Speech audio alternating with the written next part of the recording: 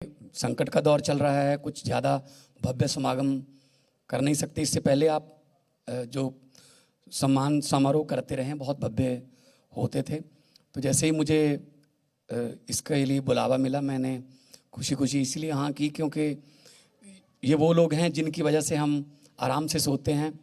जब हम अपने घरों में एसी लगाकर सो रहे होते हैं, तब हमारे जांबाज नौजवान, हमारे फौजी जवान, ऑफिसर साहबान, वो +50 डिग्री टेम्परेचर में जैसलमेर, बीकानेर, गंगानगर के रेतीले टिल्लों में हमारी रखवाली कर रहे होते हैं।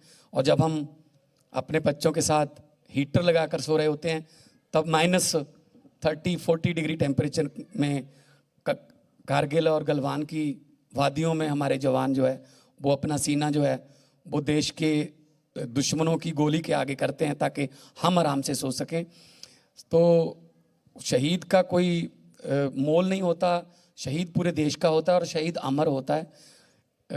गुरविंदर तो बिल्कुल मेरे गाँव से ही है और 3rd पंजाब से मानसा, गुरतेज भी मानसा डिस्ट्रिक्ट मेरे बिल्कुल साथ में लगता है।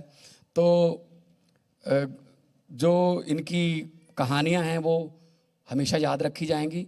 कई बार ऐसा सुनने को मिलता है, दुख होता है कि कई परिवारों को, शहीदों के परिवारों को बाद में थोड़ा गुर्बत का सामना करना पड़ता है।